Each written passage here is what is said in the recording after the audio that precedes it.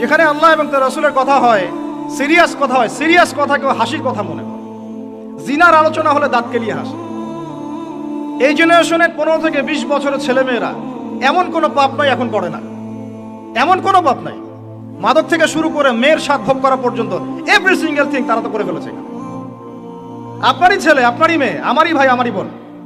এতগুলো ডিজাইন আল্লাহ পাইলো কই? আমরা এখানে যদি 1 লক্ষ লোক হই, আমাদের একজনের গায়ের চামড়ার কালারের সাথে আরেকজনের মিল আছে? আমারটা একরকম, ওনারটা আরেক রকম, হুজুরেরটা আরেক রকম, হুজুরেরটা আরেক রকম, এই ছোট বাচ্চাটা আরেক রকম। একজনের স্কিনের রঙের সাথে আরেকজনের স্কিনের রঙের মিল নাই, একজনের চেহারার সাথে আরেকজনের চেহারার মিল নাই। এতগুলো ডিজাইন আল্লাহ পাইলো কই? সুবহানাল্লাহ কইতে মনে চায় না? নাকি দাদা নাতি দুইজন ওয়াজ শুনতে গেছে, যাওয়ার পরে দাদা নাতি ওয়াজ শুনে একটা ছোট্ট খাড়ি ছিল পার হয়েছে, পার হওয়ার পরে দাদার দিকে নাতি তাকাইছে, নাতির দিকে দাদা, দুইজন দেখে অবাক।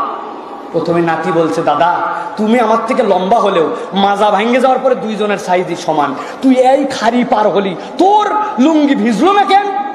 দাদা সাথে সাথে বলছে, আমারও তো জিজ্ঞাসা, তোর লুঙ্গি ভিজলো কেমনে রে বেকুব? কয়, দাদা আর বলো না, হুজুর ওয়াজ করছে ছেলেদের জন্য সতর যত বড়ই যাই হোক হাঁটুর নিচে রাখতে হবে, নাভির উপরে তুলতে হবে। আমি খাড়ি পার হওয়ার সময় চিন্তা করছি আজকে ছতর ভাঙবো না, এই লুঙ্গি তুলতে তুলতে তুলতে এই পর্যন্ত তুলছি, তারপরেও দেখি পানি মানে না, চিন্তা করছি লুঙ্গি ভিজলে ভিজুক, ফরজ তরক করবো না, এই জন্য লুঙ্গি ভিজে গেছে। কিন্তু তোমারে জিজ্ঞাসা করি, সাইজে এক, মাপে এক, তোমার লুঙ্গি ভিজলো না কেন?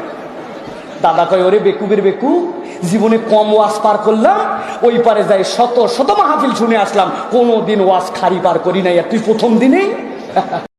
সকালবেলায় উঠে কোরআন নাই, নামাজ নাই, দোকানটা খুলি, ঝাঁট দিয়ে পানিটা দেন, একটু পানিটা দেন, এরকম করে পানি বার করে না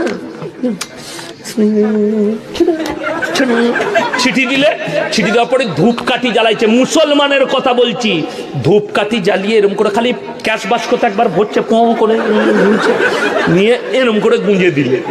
আচ্ছা দিয়ে বলছে, কি বাবা? বললে ধূপেতে বরকত। আচ্ছা ধূপকাঠি কি দিয়ে তৈরি হয়? তুমি যদি বলো গোবরে বরকত, তাহলে তো আমাদের দিলীপ বাবু ঠিকই বলেছে মুতেতে বরকত আছে। না, ওরা বলছে মুতে বরকত, তুই বলছিস গোবরে, পার্থক্যটা কোথায়? নাউজুবিল্লাহ। আর আমরা চাচা আবু তালেব সম্পর্কে অনেক সময় আলোচনা করি, কিন্তু তার চাচির কথা ভুলে যায়। তার চাচির নাম ছিল ফাতিমা। কি নাম ছিল? এই নামে তিনি তার মেয়ের নাম রেখেছেন। এই ফাতিমা, তার চাচি নবী সাল্লাল্লাহু আলাইহি ওয়াসাল্লামকে আলাদা করে ডেকে খাওয়াতেন, মহব্বত করতেন। তিনি কিন্তু তার সন্তান না, অন্য কারো সন্তান। একজন মেয়ের পক্ষে অন্যের সন্তান মানুষ করা চারটাখানি কথা না। সতীনের সন্তানই সহ্য করতে পারে না, আর অন্য মানুষের সন্তান নিজের মতো করে মানুষ করা একটা মেয়ের পক্ষে এত সহজও না। এই কাজটা চাচি করেছেন। কয় ওয়াক্ত এখন পড়ি? কয় ওয়াক্ত? তো 50 ওয়াক্ত মেরাজের রাতে নামাজ নিয়ে যখন নামতেছেন, মুসা আলাইহিস সালাম বললেন, আল্লাহ আপনাকে কি দিলেন? গিফট। আল্লাহ নবী সাল্লাল্লাহু আলাইহি ওয়াসাল্লাম বললেন, আমাকে গিফট হিসেবে দিয়েছে 50 ওয়াক্ত নামাজ। কয় ওয়াক্ত? 50 ওয়াক্ত। মুসা আলাইহিস সালাম বলে, সর্বনাশ, বলেন কি 50 ওয়াক্ত পড়বে না?